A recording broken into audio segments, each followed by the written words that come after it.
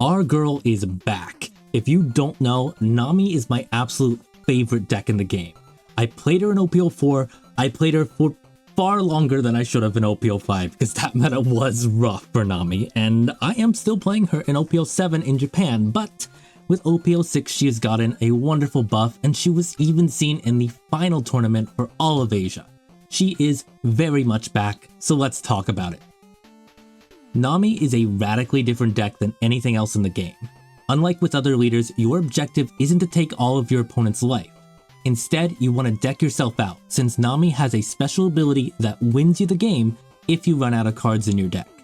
Compared to other leaders, she requires a completely different set of skills. If playing One Piece was like playing poker, other leaders might require some skills like bluffing, or being flexible with your hand size, or I don't know how to play poker to be honest, but playing Nami is like learning to count cards.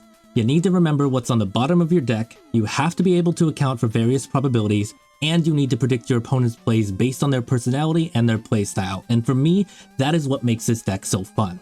So if you're looking for something different to mix things up, I highly recommend trying her out. But I am going to advise against beginners playing this deck. It is what I started with, but because of how fundamentally different Nami plays, you're not going to learn the basics, and it's going to make transitioning into other decks a bit more difficult. As far as the price goes, it's definitely one of the cheaper decks out there. For comparison, it's about 10,000 yen to buy most pre-made decks here in Japan, closer to 20,000 for the meta decks, but Nami can be bought for about 4,000 or less. Outside of a few very specific cards, most of her deck is made up of common events that no other deck really uses. It's also not an easy deck to play well. It has a low skill floor, which has led to its unfortunate reputation that Nami players just get lucky. But thankfully for you and I, that has caused a lot of players to discount her and never learn the nuance. She has an enormously high skill ceiling, so if you can master her, it is a very rewarding feeling. And when it comes to ranking Nami against other decks, that is a little bit difficult, as winning with Nami is determined a little by your luck, a little by your exact deck composition, as small changes makes the difference between winning and ending with 3 cards left in the deck, and a little by how much your opponent actually knows how to play against Nami.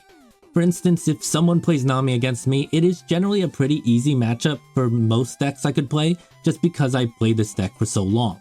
However, if I would bring Nami against someone who has never fought a Nami before, the chances of winning are easily at least 50% higher. Calculating attacks against a Nami player is very different from calculating against any other deck, so inexperienced players often make mistakes that are very easy to exploit. Thankfully, you can tell within the first few turns what kind of opponent you'll have. So if we're looking at a highly competitive scene like Nationals, I'd rank Nami as a high C tier. She can be a good rogue deck, but if we're looking at a local scene where people just don't have a lot of experience against her, she is easily a mid-A tier deck. Obviously, I am very excited about this video, and I could talk about this deck for hours, as my 30-page script seems to indicate, but let's just jump into the deck list. So let's start with the standard stuff that you're going to see in every Nami deck. First off, 4 copies of Kaya. Kaya is a 1 cost that lets you draw 2 and then discard 2 from your hand. That is -2 cards from your deck, and she will be the most Dawn efficient card you have. Pay attention to that because Dawn efficiency is very, very important. Unfortunately, like your other character cards, she can be easily Hound Blazed to the bottom of your deck in the Sakazuki matchup. But even then, she's still pretty Dawn efficient, as you still end up with -1 card, and if Kaya is on the bottom of the deck, that's really not the worst thing. We'll talk about Sakazuki more in the matchup section, but you're also going to want 4 copies of Buggy. He is an Impel Down searcher, and he lets you look at the top 5 cards of your deck, and you are going to be running a ton of Impel Down cards. We're going to make sure our chances of hitting something are pretty high, so he should be a 1 cost for -1 card from the deck. But something that's often overlooked is Buggy letting you put the remaining cards from your search at the bottom of your deck in any order. Remembering what you put there is pretty important, and we're going to discuss that more in the decision-making section. Then we're running 4 copies of Desert Spada. It's a 1-cost event with a trigger that lets you draw 2 cards and trash 1 from your hand.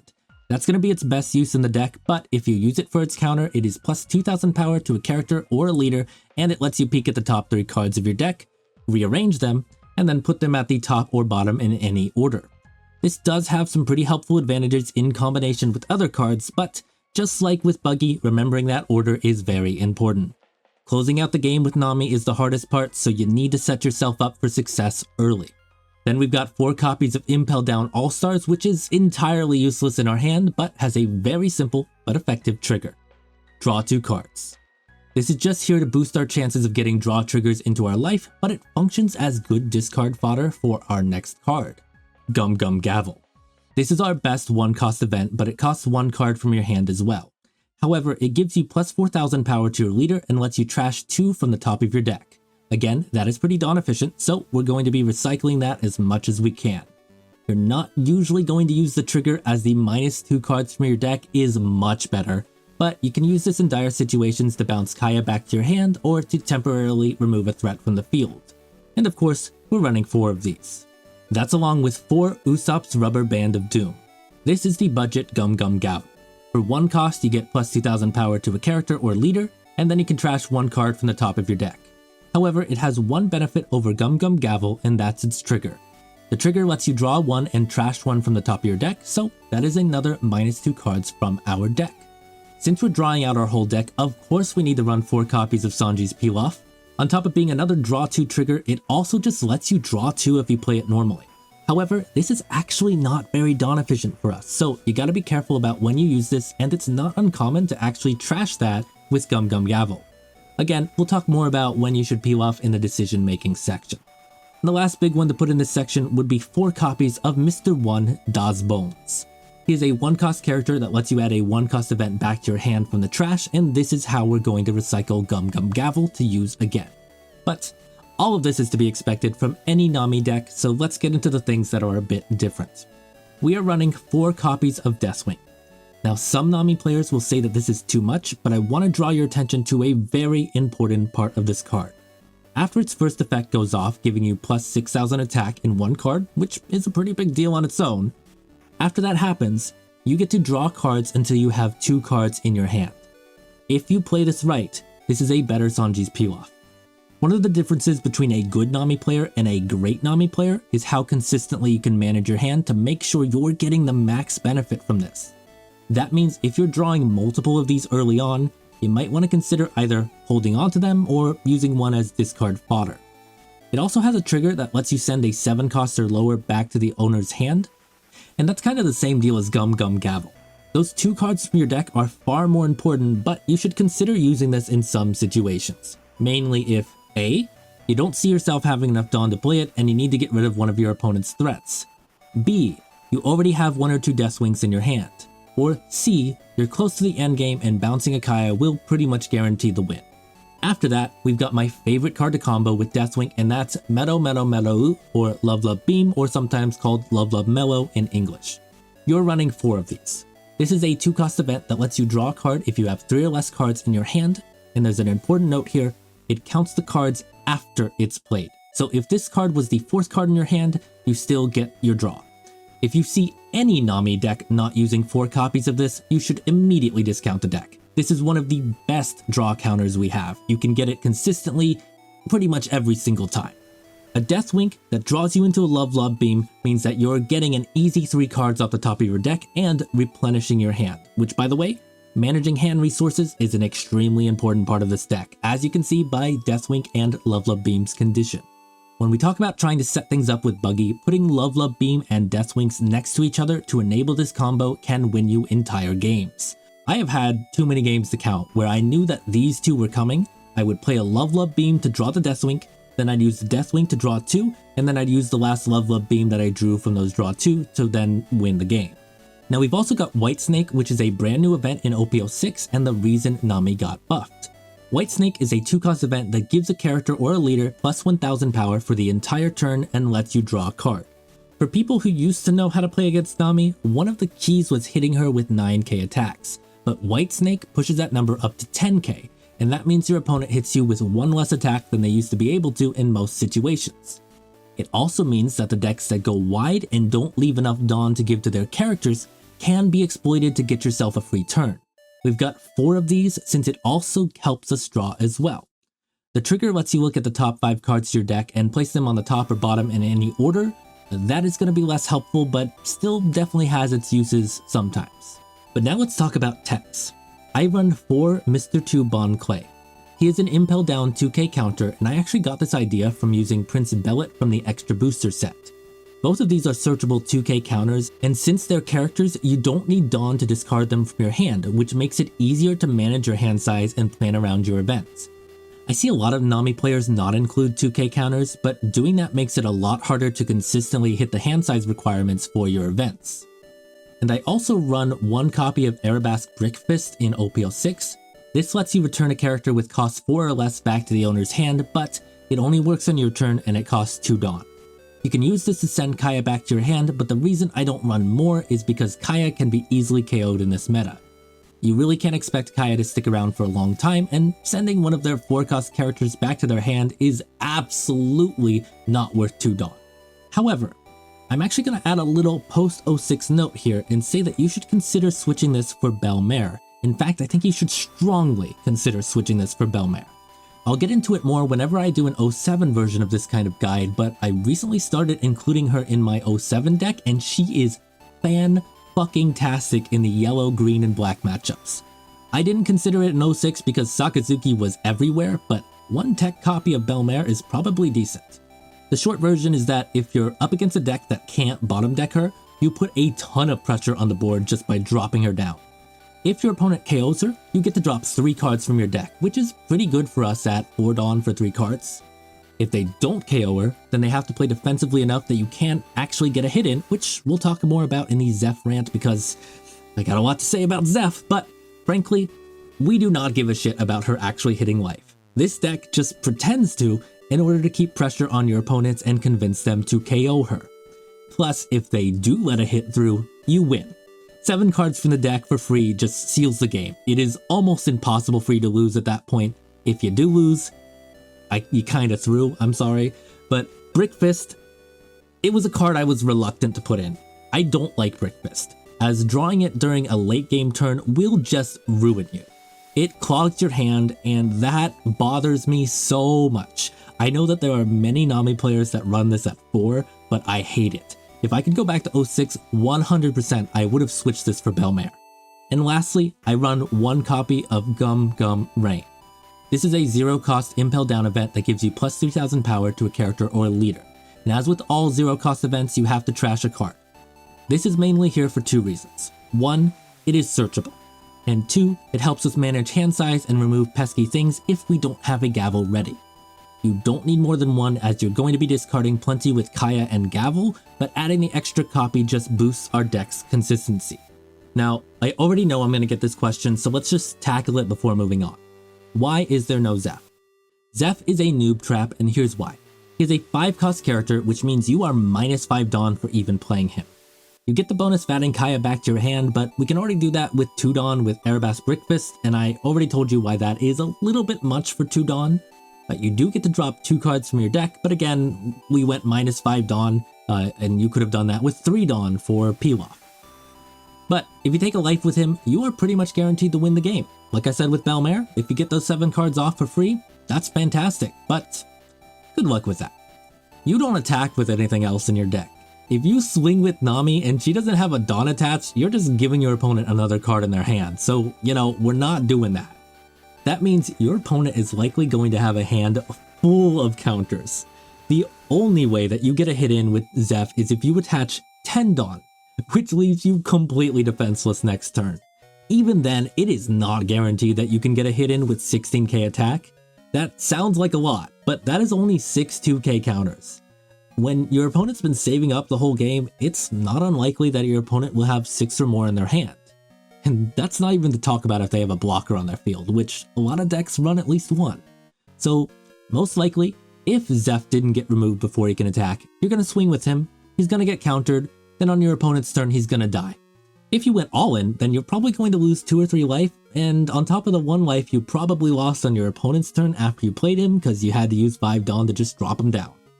Altogether, that means you lost a minimum of 3 life and 6 Dawn, 5 for playing him, and at least 1 to swing for the amazing effect of bouncing Kaya to your hand and dropping 2 cards from your deck.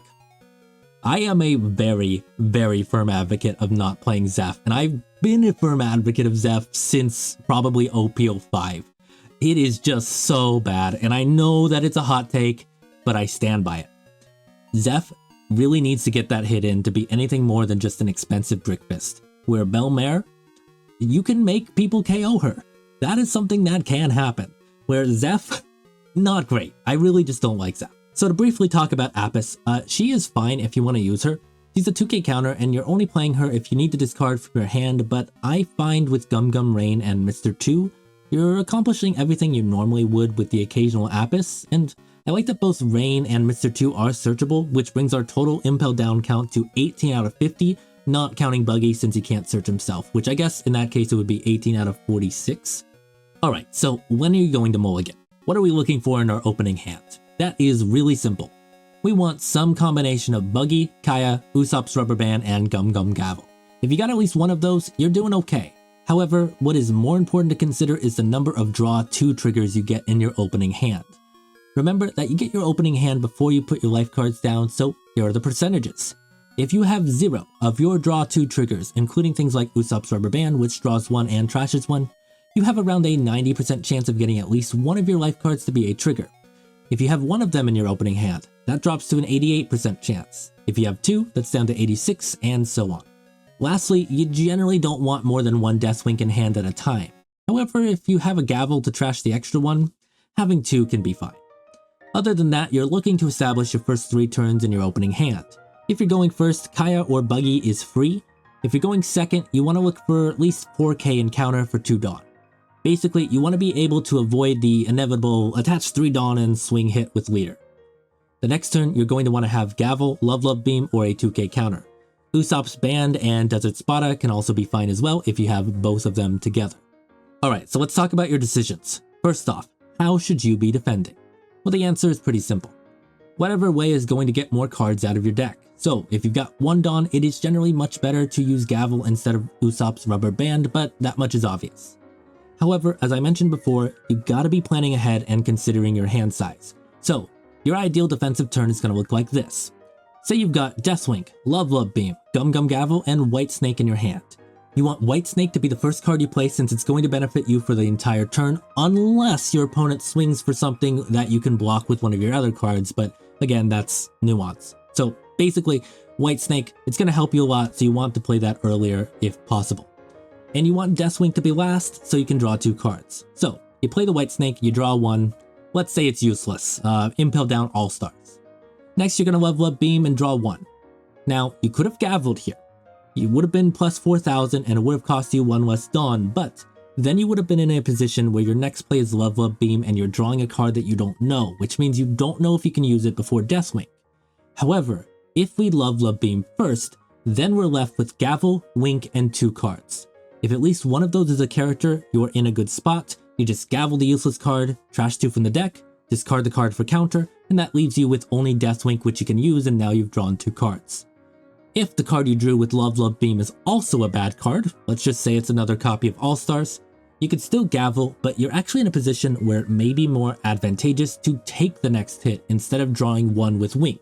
So, you can see if you can grab an event and get to your next turn without going for Wink. Then, you have a turn to set up your hand and retry for the Wink play to get the draw 2. If you get Gavel, White Snake, Love Beam, and Wink to work, that is 8 Dawn and 15k total counter power, not counting any bonus counter you're getting from White Snake for other attacks, along with 6 cards from the deck. Most opponents won't be able to get past that, but let's look at that situation again and see how we might adjust it. Opponents will sometimes do this thing where they attach 10 Dawn to their strongest character, then if you use too many resources to counter it, then they swing with all their other characters for 5k. If you don't counter it, then they just end their turn and you haven't had a chance to drop cards. On the surface level, that kind of makes sense from their perspective. So let's say you have the same hand as before. You see the 10 Dawn swing. You know if you counter, you're going to have to deal with 4 other attacks, and let's make them all 6ks because then White Snake would make the 5k situation irrelevant. So, you're gonna White Snake. You draw the 1. If it's useless, you're also gonna Gavel to trash 2. That leaves you with Love Beam and Deathwink. From there, you're going to take the hit. Why? That's a middle ground play that gives you -3 from the deck, doesn't waste too much Dawn so you still discourage them from attacking with other characters, and now they're gonna end their turn. On the next turn, you're going to have a Love Beam, a Deathwink, and at least 2 other cards in your hand. If at least one of those cards was Gavel or White Snake, you're good to go. If it was Mr. 1, you played him and you grabbed Gavel from your trash, and again, you're good to go. Now they're going to try to do the same thing and try to hit you with 10 Dawn. Whether or not you have your Gavel, you're going to level up Beam to draw. Now you have 3 mystery cards. If you have Gavel and a character, Gavel the non-character and trash the character for counter, you're down to just Deathwink, you use it, you draw 2. Assuming you use Mr. 1, you've now used 8 Dawn, but you have 2 cards in your hand. You can counter at least one of the following attacks. You might take around 2 life, but you got 5 cards out of the deck. If after the level up beam you still didn't have a Gavel, then you just take the 1 hit and they stop attacking. If you had the White Snake instead, you White Snake first and level up beam, and then it's just the same thing as before. The whole point I'm trying to make here is that you should be balancing Dawn cost, hand size, life, and predicting how your opponent's going to react to your plays. While Nami isn't very proactive on her turn, how you react is going to make a huge difference. And there are times when it is worth it just to take the life to get an extra card in hand, because you see that your opponent is overcommitting. Keep in mind what cards are in your trash at all times and whether or not it's likely that your opponent is just going to give you a draw 2 from your triggers. So Sanji's Pilaf. That 3 Dawn is a big commitment early. Generally, if you've got an opponent that is continually attacking you, you need to wait until you have at least 6 or 7 Dawn before you play Pilaf, as you should be focused more on defending. However, if you've got an opponent that's leaving you alone and just building up their board before attacking you, you can play a little bit riskier and activate it when you have 4 or 5 Dawn. You really have to see how your opponent is choosing to play the matchup. Typically, you're going to get 3 types of opponents. Ones that go wide with a lot of small attacks and hope you can't deal with that. Ones that just try to hit you with 1 big hit every turn, or ones that wait until they have a full board and then try to hit you with either a lot of medium-sized attacks or 1 big attack and a bunch of small ones. The ones that go wide early are pretty easy. Just keep your Dawn open and you're probably going to use 1 card per attack to defend. White Snake is usually pretty helpful in those matches. The ones that go for the 1 big hit every turn make you consider whether you're going to overextend by defending against it. If you can be sure you have a play next turn, then counter out, otherwise take the hit. Again, that goes back to how we were talking about the decision making earlier. The ones that focus on building up the board give you a lot of time to just play Pilaf, Buggy, Kaya, Belmare.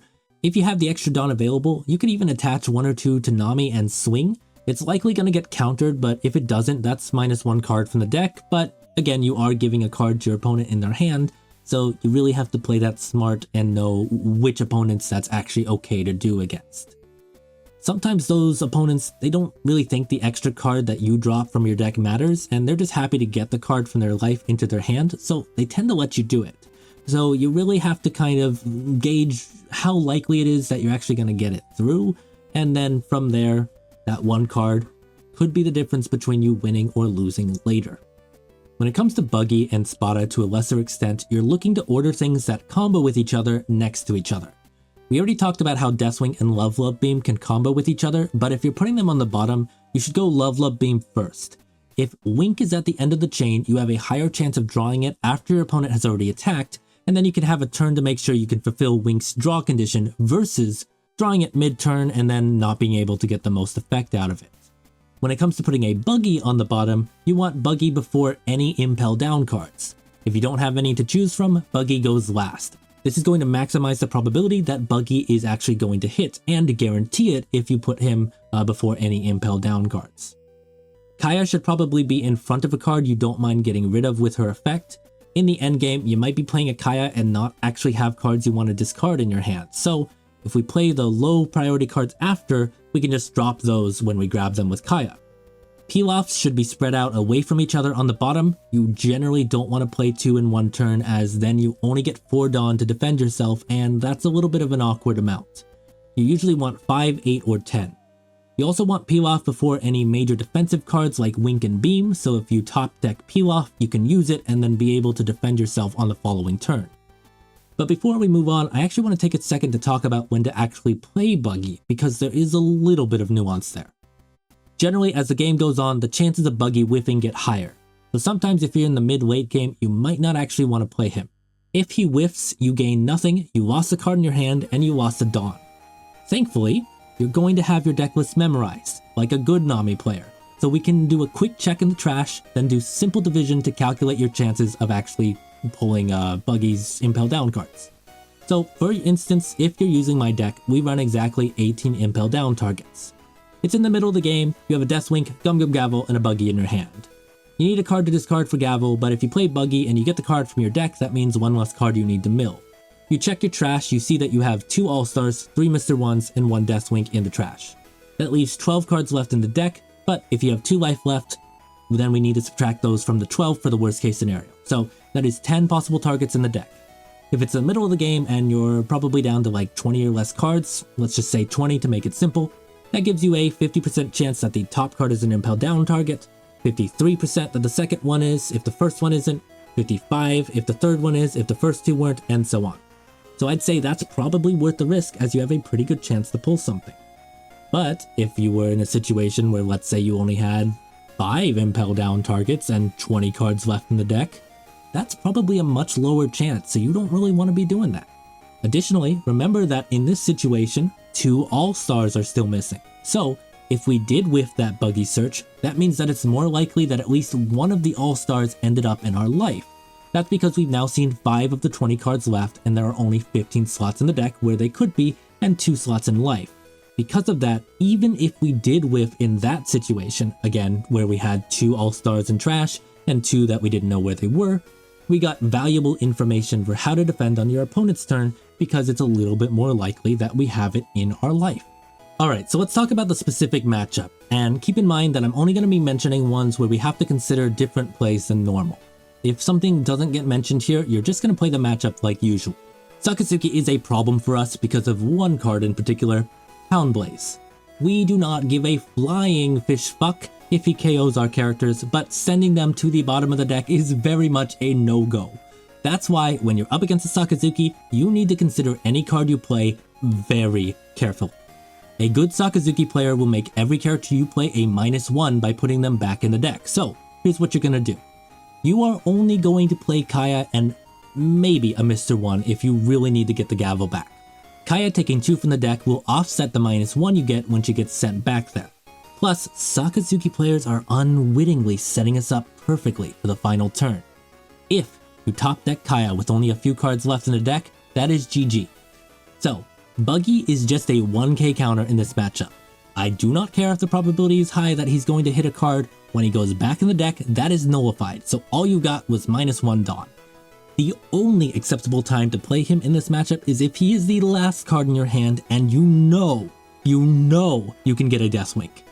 That'll at least give you a combo enabler with its draw 2 effect, and Belmare is also going to be the same kind of situation. You are not playing her, it is a bad idea, she will be bottom decked immediately and you won't get her KO effect. Outside of that, we're also going to look for opportunities for an early Nami swing. Almost every Sakazuki player will prioritize setting up their board against us because they're too confident, and for good reason, they do have advantage here. But because of that, they don't usually prioritize getting a blocker out, or they actually end up using their blocker to swing. Take advantage of that for 1 card off of your deck. But beware though, this is only going to work once or twice. Once they realize what we're up to, they're going to be a little more cautious. When it comes to defending against the full board, you're usually going to take the Moria hit and stop the little guys. Obviously, if you have White Snake and Gavel or another 4k counter, then, you could counter Moria, but you don't want to overextend to just to make sure that you aren't getting hit by Moria. Sakazuki is a tough one, and you kind of just have to try your best here. If you play with a lot of awareness and a little bit of luck, you can win this one. Moria has 2 tools that are a pain in our side. Perona and the ability to spam out characters. Perona is going to make us trash a card from our hand if we have 5 or more cards, and good Moria players are going to use that on their first attack to put us in a bind. But you might be able to use that against them. If you have 5 cards in hand but one of them is a dead card, you can bait the Perona by opting to take the opponent's first hit. It's a risky play, but it can get your combos going.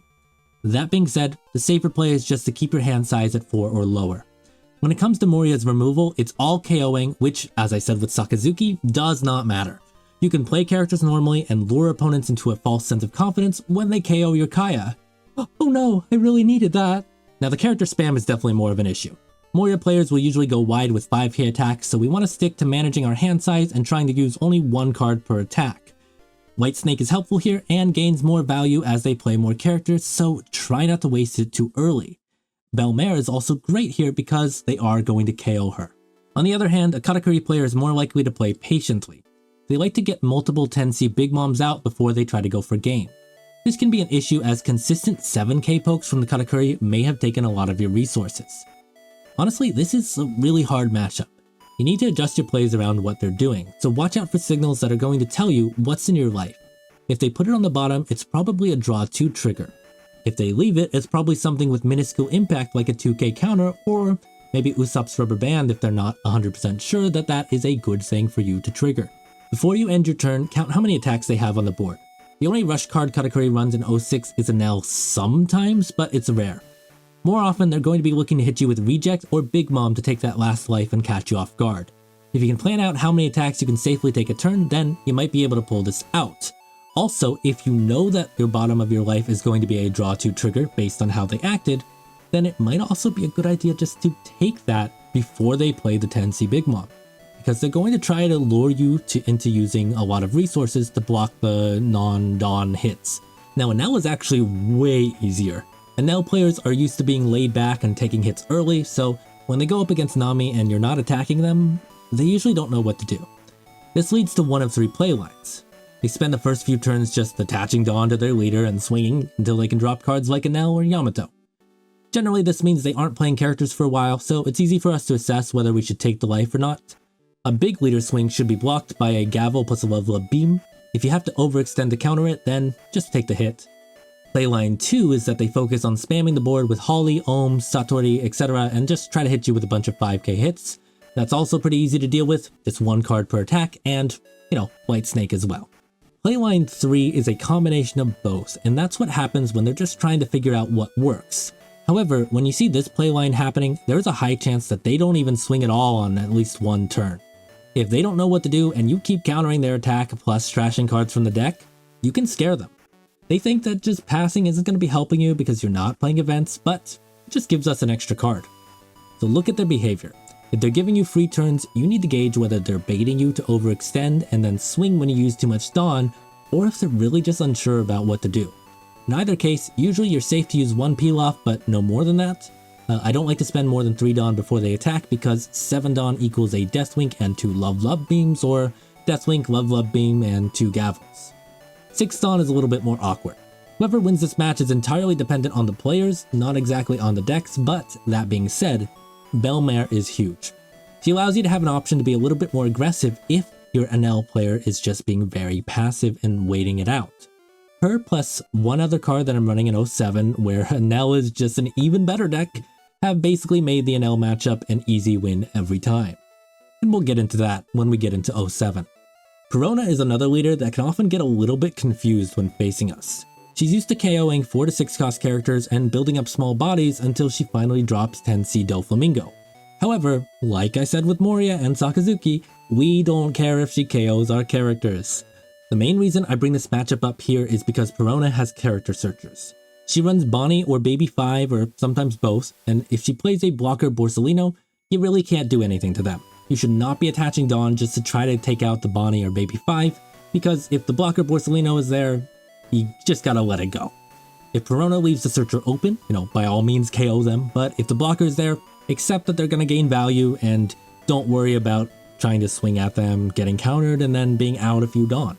The secondary reason I bring this up is that although she is a slow deck, which kind of works to her advantage, she does have a bunch of 6k attackers, so your 2k counters become a little bit more valuable in this matchup.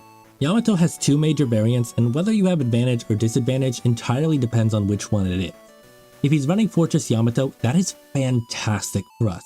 It is very defensive, and that means the main threat is their leader swing, at least until 8C Kid comes out.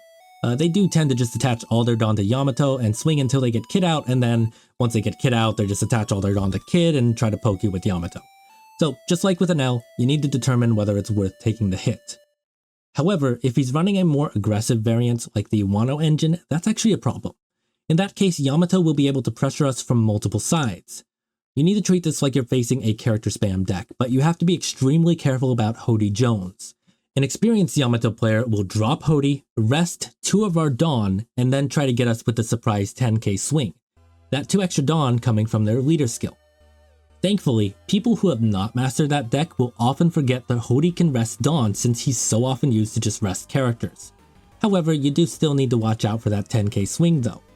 In both scenarios, whenever you're facing a Yamato player, you need to mulligan so that you have a gavel in hand or two 2k counters. It is very normal for Yamato players to just attach 3 Dawn to Yamato and swing at your face, so you want an answer to that in your opening hand. Additionally, while it's more likely with the aggro variant, you need to be extremely aware of Onami. If he gets a hit off when Yamato has Banish, you have a much lower chance of winning. Remember that we are expecting to see at least 2 draw 2 triggers in our life, so if those get banished instead, we lose 2 cards that would have went to our hand, and we lose the potential to get 2 to 4 cards out of the deck. That is a -4 to us at minimum. Make sure that you have enough counter to deal with Yamato with all Dawn but 2 attached. If you're facing the aggro variant, it might also be worth taking a hit from their leader early, that way you can save the resources to stop a banish swing later on. Reiju is a problem for 2 reasons, but the biggest one is a tech card, Charlotte Pudding. She has on play, your opponent shuffles their hand into their deck and draws 5 cards. Thankfully, you will know instantly if they have this in their deck based on how they play. If they don't attack and they only play characters like Super Rare Reiju, it's in their deck and they're fishing for it. They want you to draw as much as you can so that you can put all those cards back into your deck. But if they play more aggressively, they're not really running Pudding and you can play normally. If they have Pudding, start attaching 2 Dawn to Nami and swinging. They want the extra cards, so you're going to incentivize them not to counter. They're going to let the attack through and you're going to get a card from your deck. Reiju runs enough 2k counters that they feel confident that you can't finish them via life, and they're right, but that's not our intention. You're just looking to drop 1 to 2 cards from the deck and make them think that you're a little bit more aggressive than you actually are, so that then they start thinking they need to be a little bit more aggressive as well. You're also going to play characters as often as you can. You want to keep your hand size low, and playing the characters is a good way to achieve that. If they don't have Pudding, they're looking to spam out characters and surprise you with 1 or 2 ECG swings. Since he's a 7k character, you focus on stopping the small swings and you take the ECGs, unless you have Love Beams or Gavels of course. The second reason Reiju is difficult is Judge. One of my main friends at a local tournament is a Reiju main, and if you're up against an experienced Reiju player, they're going to use Judge to deny you a Dawn every turn. The combination of that, character spam, and Pudding actually makes this an extremely difficult matchup. However, the key here is the Reiju player's experience. Any other Reiju I've ever faced never thinks of doing this, but since I play against my friend almost every week, he's learned that it's a pretty good call. So, you know, hopefully Reiju players aren't watching this. Anyway, Newgate, the original 6k leader. They're gonna look to end the game quickly, and they run the big boss man himself, which has 10k power. This is a tough one because even if you don't swing at them, their leader ability is still giving them resources every turn. To win this, you're actually going to need a decent bit of luck and to hold on to your death swings for the 9c Newgate swing. You should also keep your 2k counters for the leader swing, but that's kind of all we can do. The other 6k leader also gives us a little bit of trouble. You're going to play it similar to Newgate, but you need to be careful when they get to 10 Dawn. Watch what their first move is. The Gear 5 Luffy play means that you're likely going to lose 2 life if you're not prepared. So if they just start swinging with characters that don't have any Dawn on them, even blockers like Captain Kid, they're getting ready to drop Luffy. Don't overextend, make sure that you can block a 9k leader swing on their next turn. You're not going to be able to stop Gear 5 Luffy. If you do, you're overextending, just take the hit. So make sure that you're only losing 1 life in that exchange. Belo Betty, our nemesis. To beat them, you need to know how they plan. Betty wants to build up a wide board before she boosts the characters so that she gets max value out of the exchange. And that means you have 2 to 3 free turns. You need to make the most of that by doing things like playing Kaya, Pilaf, and Buggy, and making sure that you have the hand to stop their big swings later. Ideally, you're not even using any major events on their turn here. Usopp's Rubber Band or Spada is fine, but anything better should probably be saved if you can. Once they start to go in, you need to switch to full defensive mode. Leave as much Dawn open as possible and be ready to stop the big hits. When their characters are open, we swing at them so they lose their hand resources and thereby lose chances to boost. Betty is the exact opposite of our deck, and unfortunately that really makes this a tough matchup. Thankfully, she has a terrible matchup against a lot of other decks, so you shouldn't be seeing her too often. There's actually not much noteworthy about this one other than Watashi wa Saikyo or I'm Invincible.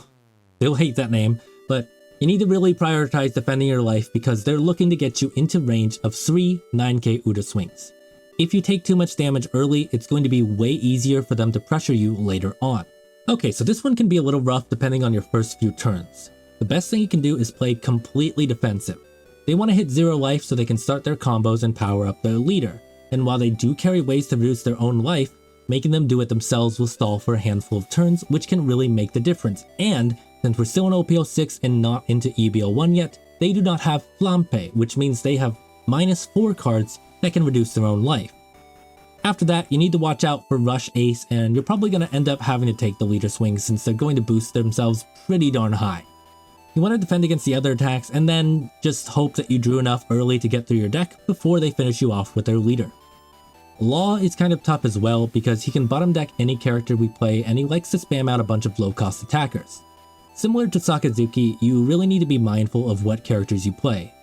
But on top of that, White Snake is the key to winning this. White Snake at the right time will completely nullify their turn, which is going to save you hand resources and let you start again with 10 Dawn. The good news right now is that Law does not have the main card we struggle against, Kitten Killer. Once he gets that, the matchup is much harder, but for now, it's only a little bit in his favor. You lose in the mirror match. Sorry about that, but that's kind of the consequence of us not running Zeff or running a lot of Brickfist in this version. Nami is still not seen that often, so I do think that the benefit of making this deck more consistent in other matchups actually outweighs this cost, but I can say that I have patched this weakness up in 07, again with Belmare and some other cards as well. So for now, sorry, but that's just kind of how it is. And that's basically it. Judging by the 48-minute mark on my OBS, this has probably been a decent bit longer than any of my other guides, but I have a lot to say when it comes to Nami. As I said in the beginning, she is my favorite deck, and I have had almost a year of experience bringing different versions of her to tournaments. She's also one of the most misunderstood leaders in the game, and so I hope this guide was helpful and that more people start to actually enjoy playing Nami, even if I did give away all of our secrets. Anyway, my name is Waffles the Asian Yen Bear, and I'm gonna be king of the Namis. Bye-bye!